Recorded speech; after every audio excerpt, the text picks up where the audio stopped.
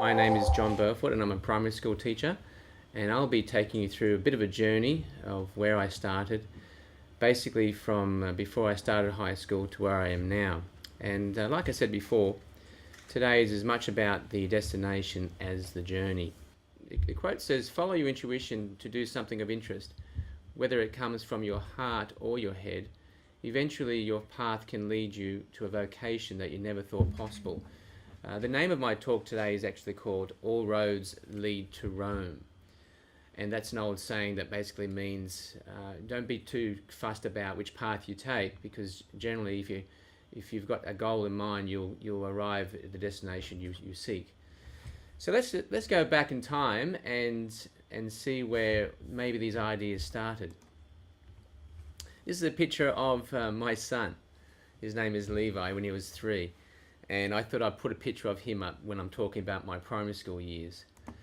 So when I was a kid in primary school, I loved the idea of flying, whereas my son actually loves the idea of motorbikes.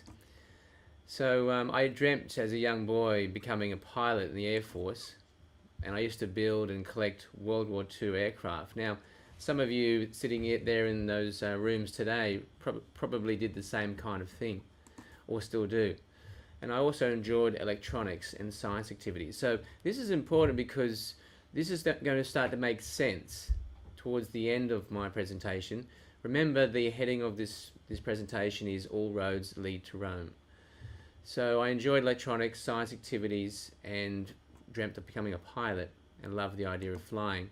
I also, when I was in the later part of primary school, I joined an organisation called the Air Training Corps Cadets, and they may even have something similar. I believe the Air League is another similar group of students that do something similar to that. Here's a picture of me next to one of my friends in high school. I'm the short one. It's probably not hard to work that out. And the boy next to me there, you wouldn't know, but he's also an inventor, and he's quite famous actually. And he invented a safety product that goes on the solar panels of roofs, and he won a prize at the New Inventors Show. His name is Joe Hudson. So he and I used to tinker with electronics. And during the high school years, I started building and flying remote control aircraft, and some of you probably do that now. I still wanted to be an Air Force pilot, even more so, and I still dabbled in electronic kits.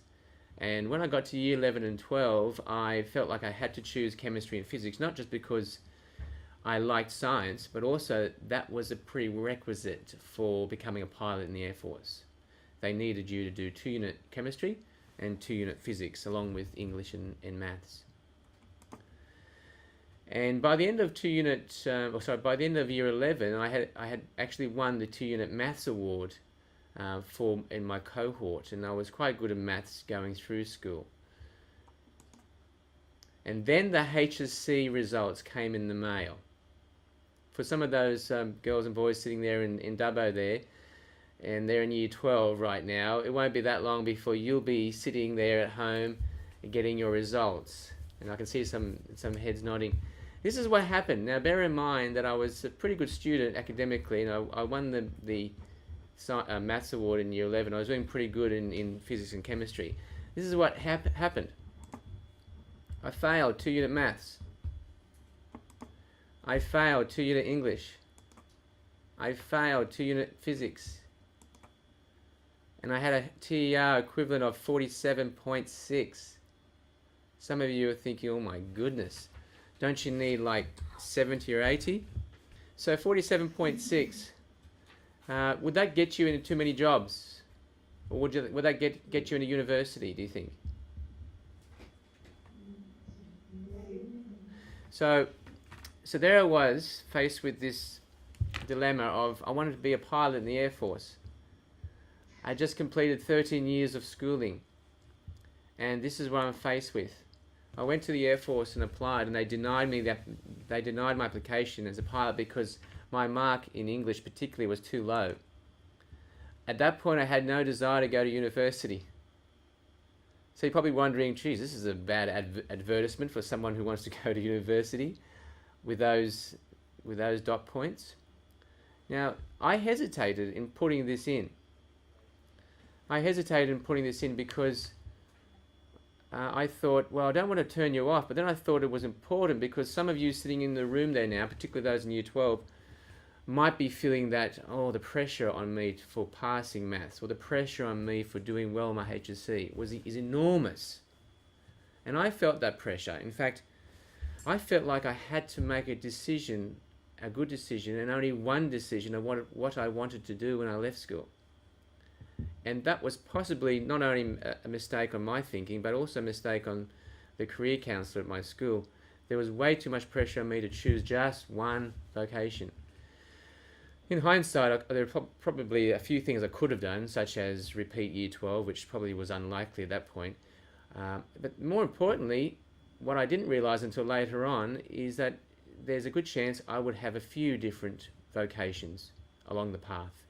And I didn't have to put too much pressure in choosing that one vocation when I left school, particularly because I thought I wasn't very mature at that age anyway. So what did I do at that point? Well, my first 10 years post-school is that I followed what my other interest was. Remember, this whole talk is about following your heart or your head. Sometimes you follow your heart, which means something that you're passionate about and is of interest. Following your head means something that you think I should do because at the end of the day I have to pay the bills or I need to earn money. So some of you following one or the other. So I went down the second path, which was maybe an apprenticeship in electronics. And this apprenticeship started off in consumer electronics, which is fixing TVs and video cameras and video recorders, etc. Because I had a love for flying, I was able to transfer my apprenticeship into the aviation industry. And so I started working at Bankstown Airport in avionics. So although I didn't get to fly the aircraft, I got a lot of flights in aircraft to test the equipment out. So I was responsible for installing all the avionics you see in the cockpit in aircrafts, whether it was helicopters or small aircraft or larger aircraft. I applied at the age of about 21, 22 to become a pilot in the Army, and I got very close. I got to the very last hurdle, which is the selection board day. And although I got to that final point and I was very close, I wasn't successful in getting to that last stage, but I did have another shot at going in. At that point, I also developed an interest in filmmaking. So I didn't have an interest in filmmaking before, but at that point I had interest in filmmaking, and suddenly I thought, hey, wouldn't it be good if I had a job in filmmaking where I could use my skills in electronics and then join that with the idea of being part of filmmaking and making special effects. And so one day I started looking around and seeing which company is available in Sydney that I could apply to. And what that picture is that you can see on the board there is a mock-up of someone's chest. And we had to do a commercial for someone who was supposed to be a robot. And we were doing a commercial for the Sydney buses. And we were trying to portray a bus driver or one of the bus drivers as being a robot. And so we had to show that there were numbers and digits and electronics and wiring all going on underneath his shirt. And one of these scenes was that his hand was pulled out from his shirt and to show wires. So I created all that. I had to create a mold of someone's chest. I had to create some latex to simulate skin and foam to resemble some tissue underneath it. Had to build those electronic components and make it all work. Now, without my skills in electronics and new skills in filmmaking and special effects, I wouldn't be able to do that. And so I was lucky enough to not only find a company that happened to be in Sydney, but a company that needed my skills. So that was an example of following my heart in that case. Then I did the most logical thing, which was become a sales consultant for A&P, which sounds bizarre. At that point, I think I was following my head. I just wanted to make money because I wasn't making much money in the filmmaking. It seems like a bizarre path at the moment. Didn't get into becoming a pilot, chose electronics, transferred to avionics. liked filmmaking, went to special effects, and now want to be a sales consultant for A&P. And I ended up being with A&P for about 4 years. Now, at 28 years old, this is important to me because they say that boys or men, their brain doesn't quite mature until they're about 28. And for girls, it's a bit younger. They're about 22, 23. And that was significant for me because at about 28 years of age, I felt like I needed to settle down. I needed to make a final decision, a decision of my resting point. So this was a big turning point for me. So I said to my brothers as they were growing up, when they were stressed and worried about what they're going to do with their life, I said, don't worry too much about it because you're not even 28 yet. So 28 years old, I think, is when you're mature enough to make a decision like that. So at 28, I actually went overseas and taught English in Japan. And at that point, I came back and I wanted to pick up from where I left off, and I gained a job as a customer service officer with Westpac Financial Services. So I used my knowledge of the financial services industry, but I didn't want to do any sales anymore. I knew I wasn't a very good salesperson. I didn't want to be in sales, so I wanted to help people in customer service, and that was my thing. And a short time after, I felt I wanted to become more involved in marketing and communications. And I inquired within Westpac to see if I could transfer or if there were any jobs within that department.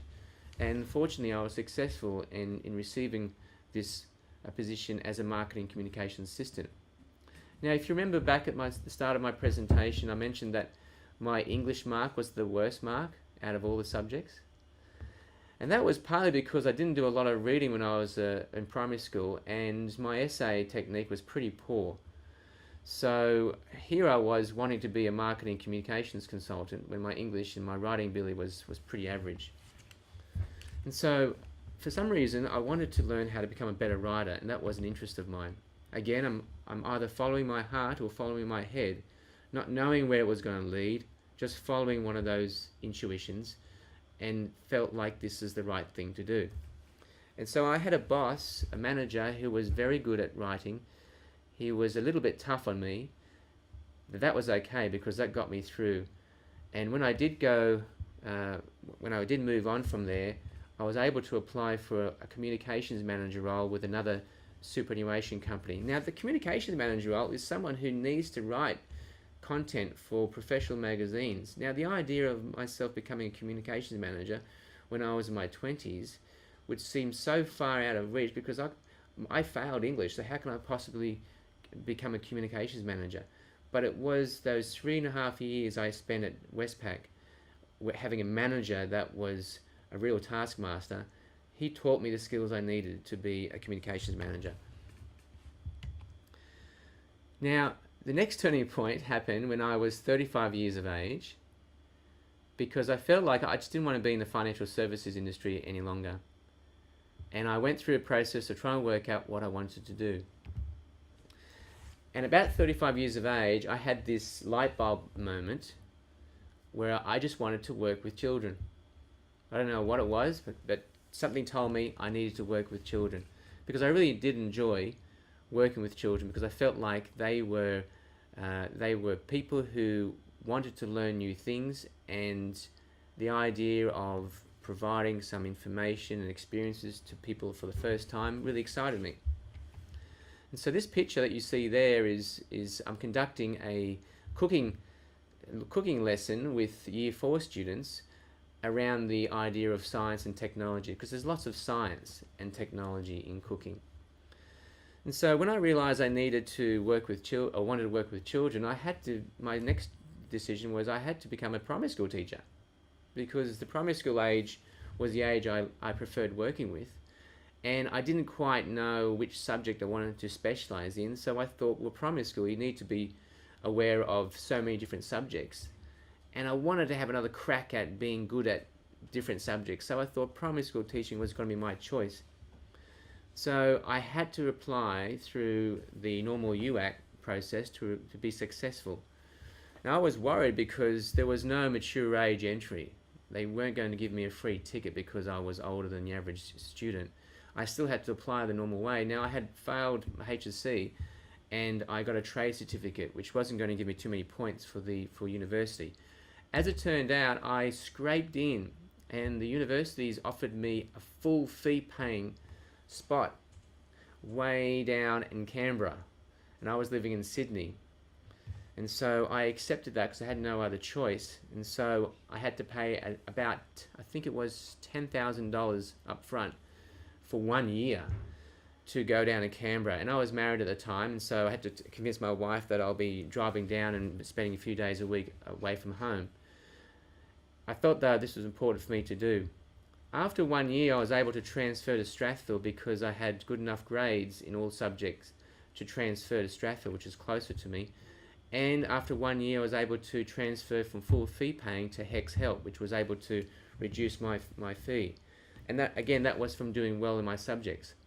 So suddenly I went from failing the HSC to getting high distinctions at university, and having better scores in my essays than students who left year 12 with a TER of 85. So it just shows, if anyone there sitting in their classrooms thinking, I don't really do very well at English, I'm not a very good student at school, there are ways of becoming better and getting the skills you need for university. By the end of university, I actually won the Science and Technology Award at Australian Catholic University for not just showing a good interest in science, but also actually getting the top mark in my cohort. Now, we had about 300 students in our university who were between the ages of 20 and 40. And so I was pretty proud of getting that, particularly given where I came from. Now, the last year of university, I was offered to be part of a small initiative involving Lego robotics. At the time, I was pretty busy doing my uni stuff, and I just wanted to get into teaching, but I thought I couldn't pass this up. And so I felt like this was pretty important, so I got involved. And then this slide talks about my teaching years once I got out of university. This is a picture of 3 boys from year 5 that I implemented an air show at my school, and these year 5 boys were working on building a rocket launcher, electronic rocket launcher, for their rocket that they also built. And my first years was at Holy Family Primary School in Menai, where I was looking after year 4. Then after the first year, I brought in robotics as an enrichment activity based on my experience the previous year.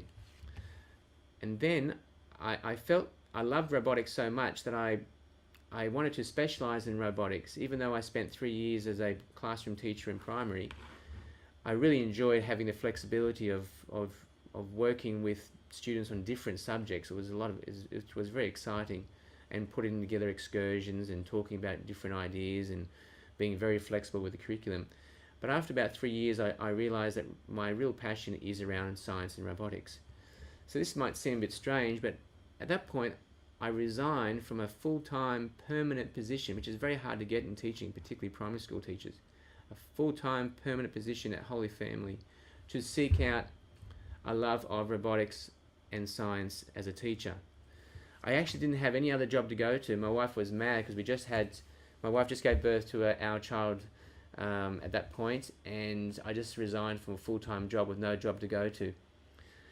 But with a week later, a principal from a nearby school sent me an invitation to be a 2-day a week teacher at their primary school, and I was able to choose science and technology as a main focus.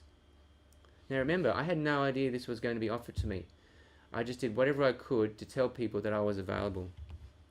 And this picture that you see here is one of those pictures from that school. I introduced robotics into that school, and at about a year or 2 later, I started my own company called Sciriffic, which specialises in science and robotics, and we also go to schools and offer these programs for students to be involved. And I also assisted the Catholic Education Office in coming up with science and technology programs within their classrooms. Now, beyond the classroom, I got involved in further training in Lego robotics, and I started to develop some programs for students and teachers from my website. And I consulted with Lego Education Australasia, and facilitated conferences for them. and began to do training for teachers and students. And from that time, meeting people and networking with other like-minded professionals led me to where I am now, which is working with the ICT Innovations Centre here where I'm sitting in at Macquarie University, where I do this kind of work 3 days a week. And that's only within the last 10 years of leaving university. So all of this happened from being told about robotics in my last year of uni to now having a 3-day-a-week vocation in doing robotics within only 10 years was pretty amazing. And so I'm the lead robotics facilitator here, and I'm also allowed, this is the interesting bit at the last dot point, I'm also allowed to develop workshops that involve electronics, coding, robotics, and building things out of recyclable materials. Now, can you see at this point, my interest back when I was a primary school student, back when I was maybe 9 or 10 years of age, I had interest in those areas of electronics and interest in the areas of making things. And my flying interest I brought into my teaching when I developed that air show program for my students. And so I was able to bring all those experiences and interests into my teaching and down along the path. So that's why I felt all roads lead to Rome, because I may not have predicted this outcome if I spent time doing it. And now looking back, I think all of those things that I chose to do, whether it was from my heart or head, had a purpose. Now here are some pictures that I took from my different programs as a teacher. This was where we brought some hang glider pilots in to talk to the Year 5 and primary school students about the science of flight. Some students developed paper airplanes, and we had a competition at the end of how far they can go. We actually had a whole hobby store come to our school and talk to them about the science of flight and how they could fly some of these models. Can you imagine turning your school hall into a hobby store? It was pretty exciting, not just for me, but I think I'm pretty sure I spawned the interest of flying among the students. This is an activity I did for Year 6. Year 6 were able to make a DC motor out of raw materials like wire, a magnet, and a battery, and they attached a propeller to the coil. And that was how I was able to link the idea of flying to electronics within a primary school setting, covering off science and tech outcomes. So I made the lessons enjoyable, not just for the students, but for me, because of that interest I had. Here's an example of a DC motor with the propeller running. I'm not sure if you can see, but the propeller is spinning. That's why it's all blurred out. It's really exciting initiatives. And I think some of those students in high school there may have actually created those DC motors. Would that be the case? Yep. Yeah, okay, some of you did.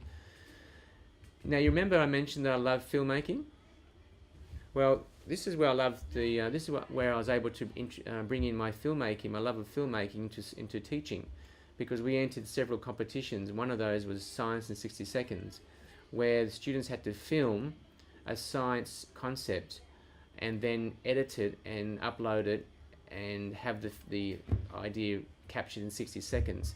So we introduced some concepts and explained them through film and editing. This Year 6 student is talking about centrifugal force. Here's another example of me talking about science and tech among cooking with the Year 4 students. Here's me talking about static electricity while I was a guest teacher in Japan teaching Year 5 students. And here is Year 5 students, a picture of them competing in a tournament where they programmed the robot to follow a path, much like Indiana Jones and the Temple of Doom type concept. So there are some pictures. Now this last slide I wanted to leave you with, which I think I heard this about a month ago from Oliver Perkovich. He actually started this company called Skaterstan. If you haven't heard of Oliver, I'd encourage you to look up Skaterstan. He brought the idea of skateboarding in Pakistan as a way of teaching young girls some maths and science concepts and getting them involved to actually earn money. And he said this quote on a TED Talk.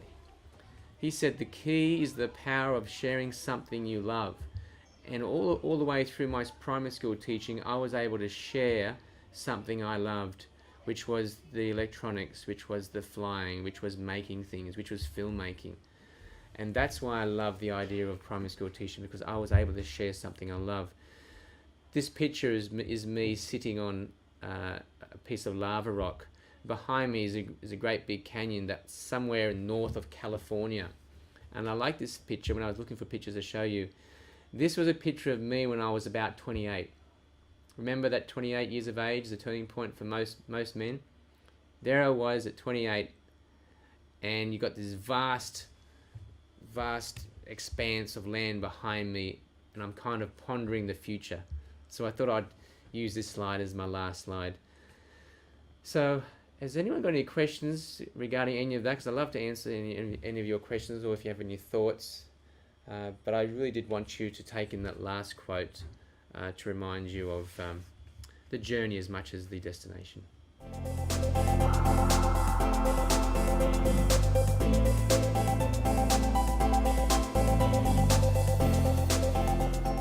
Yeah, I felt, I was 17 and I felt pretty shattered, and all the way through my primary school and high school years I wanted to be a pilot. And yeah, I was pretty upset. I also felt fairly helpless, and I must admit the thought of repeating year 12 didn't occur to me until much later. And I felt there was too much pressure put on me to choose a vocation at the beginning. So to avoid that, in case anyone goes through that, it would be to encourage you to think that there are many different paths and many different vocations you may choose along the way. For me, it was lucky that I had electronics as my dad called it a fallback option. And at first I thought it was a backward step, because you could do a trade in electronics when you left year 10. So there I was doing a trade in electronics when I left year 12. But it was okay, because I got into a job, I got with meeting people, I got some experience, I gained some maturity, and there was probably little else I could have done. So it was good that I still had an interest, and that's why it's important to have an interest. But at the time, it was pretty depressing, pretty upsetting. But have people around you that support you, have a good support network, and have a few interests, and don't put too much pressure on yourself, because you do have options.